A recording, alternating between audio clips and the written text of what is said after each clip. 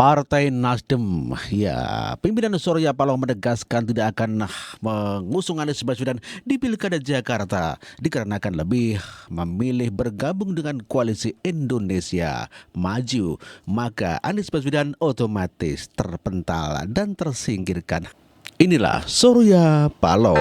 Anies barangkali kalian sudah tahu situasinya yang ada, ya kan? Ya barangkali susah beliau untuk maju. Susah ya untuk maju ya. Ya.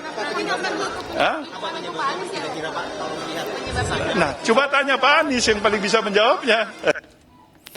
Ya, itulah Surya Paloh yang menegaskan tidak akan mengusung Anies Baswedan dan lebih memilih untuk bergabung ke Koalisi Indonesia Maju. Dan tentu saja Nasdem adalah tambahan baru dari Koalisi Indonesia Maju sehingga dikatakan dengan plus atau Kim plus. Dan Prabowo mendatangi kantor Nasdem ya. Ketemu Surya Paloh tentunya untuk membahas mengenai koalisi Kim plus gitu ya. Ini adalah Pak Prabowo, capres terpilih 2024, mendatangi Nasdem Tower ya. Oh, di Kertanegara ini ya. Jadi Nasdem dan Prabowo ketemu di Kertanegara. Jadi bukan Surya Paloh tapi pengurus Nasdem barangkali gitu ya. Apakah Surya Paloh? Kita saksikan sama-sama ya. Oh iya, ini Surya Paloh. Pak Surya Paloh menemui Prabowo ya di Kertanegara ya. Kan udah sering bertemu Pak. Apa Pak? Kehadiran Kongres. Oh, tapi berarti pilkada juga ya Pak? Soal pilkada juga. Nanti kita lihat pembicaraannya. Soal koalisi juga nggak Pak? Dibandingin P3 sama Perindo, P3 cuma setengah jam, Perindo cuma setengah jam. Ya, baiklah, nanti barangkali selesai. Ya, nanti kita bicara. Soal koalisi juga nggak Pak? Ya, sebentar lagi. Baik. Oke Pak. Pak Paloh izin Pak, lihat ini Pak. Pak, lambai Pak, sini Pak, belakang Pak. Pak. Makasih Pak. Itulah Surya Paloh yang mendatangi kantor Prabowo di Kertanegara. Kita lihat tadi Pak Susmi Dasko Ahmad juga mendatangi ya di kantornya Pak Prabowo di Kertanegara gitu ya. Jadi ini sudah fix ya. Kalau Prabowo didatangi oleh Surya Paloh, artinya Surya Paloh sudah melepaskan Anies Baswedan untuk tidak mengusung Anies Baswedan di Pilkada Jakarta. Jadi sudah jelas ya, fix ya. Ditinggalkan Anies Baswedan ini otomatis sehingga tidak bisa maju. Sementara Susmi Dasko Ahmad mengatakan bahwa akan ada tambahan partai yang akan masuk ke Koalisi Indonesia Maju selain daripada PKS dan PKB. Tentu saja tidak hanya 3. Ada mungkin dari partai Hanura dan juga mungkin Perindo, barangkali itu. Jawa Barat dan kemungkinan besar di DKI Jakarta gitu. Karena kemudian ada opsi dari PKS akan bekerja sama dengan Kim. Kami sudah berapa kali memang berkomunikasi dengan PKS. Manuver PKS ini terdengar meski sebelumnya masa pendukung Anies sudah berunjuk rasa di depan kantor DPP PKS Jakarta, mendesak agar PKS konsisten mendukung Anies Baswedan di Pilgub Jakarta alias tak berubah haluan. Tak hanya itu, masyarakat Betawi yang mengatasnamakan Poros Jakarta juga sudah menyambangi kantor DPP PDIP. Mereka berharap PDIP dapat mengusung Anies Baswedan Tapi di tidak Pilgub mau, Jakarta untuk melawan jelasnya. kotak kosong. PDI Perjuangan pun tak menampik ada skenario satu paslon di Pilkada Jakarta dengan memunculkan kotak kosong.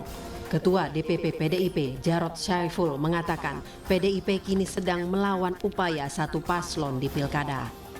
Sementara Prabowo mengaku bahwa ingin cepat-cepat berkantor di IKN. Inilah pernyataan Prabowo pada saat sidang. Terima kasih Bapak Presiden, Bapak Wakil Presiden.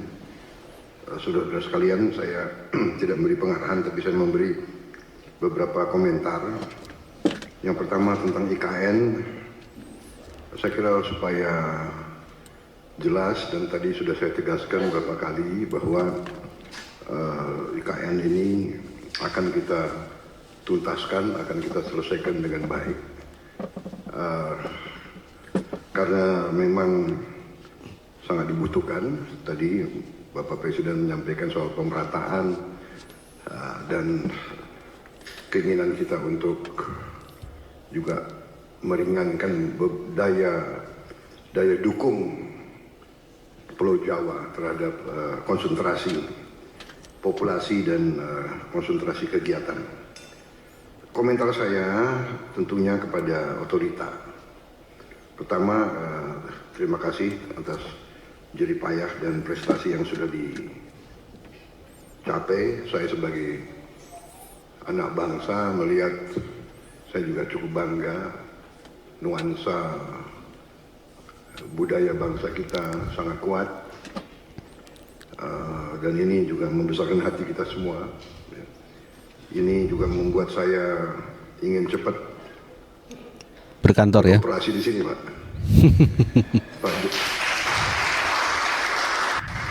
Pak Jokowi yang susah-susah, yang menikmati pertama saya, ya itulah takdir, Pak, begitu. Minta maaf, Pak. Tapi ini kebanggaan, Pak. Jadi saya bertekad juga untuk tegaskan di sini bahwa kita akan lanjutkan, kalau bisa kita percepat, dan saya di sini khususnya juga terima kasih dukungan Pak Presiden Jokowi dan semua rekan-rekan Menteri, Menko, sekali lagi Menteri Keuangan, Menko Perekonomian yang terus membantu saya menyiapkan APBN yang akan datang. Ini sangat membuat saya optimis. Walaupun tantangan global besar, tapi kekuatan kita besar. Dan dukungan Pak Presiden sekali lagi saya sampaikan dan semua menteri membuat saya sangat optimis. Dan untuk ini juga saya ingin meyakinkan otorita bahwa ruang anggaran yang kita siapkan cukup besar dan kita bisa, saya kira, selesaikan beberapa hal yang penting dalam IKN ini. Kalau menurut saya intinya adalah ibu kota negara, intinya adalah pusat pemerintahan. Berarti yudikatif, eksekutif dan legislatif. Berarti gedung MPR DPR menjadi prioritas dengan perumahan anggota DPR MPR dan ruang kantornya, dan juga MA MK juga sangat mendesak menurut saya. Jadi kalau bisa mungkin otoritas sudah bisa mulai mungkin membuat sayembara untuk desain yang bagus, yang tidak bertentangan atau bertabrakan dengan desain yang sudah ada. Dari MPR DPR, kemudian yudikatifnya, kalau itu sudah selesai, sebetulnya secara substansi ibu kota pemerintah sudah bisa beroperasi di sini. Itulah Prabowo Subianto yang diminta Pak Jokowi untuk memimpin sidang kabinet ya. Ini pimpinan Prabowo Subianto, dan Prabowo Subianto meminta otorita IKN untuk membangun gedung DPR MPR, kemudian MK, dan juga ditambah dengan perumahan-perumahannya ya, agar sekalian bisa langsung berkantor di ibu kota Nusantara. Luar biasa, mantap.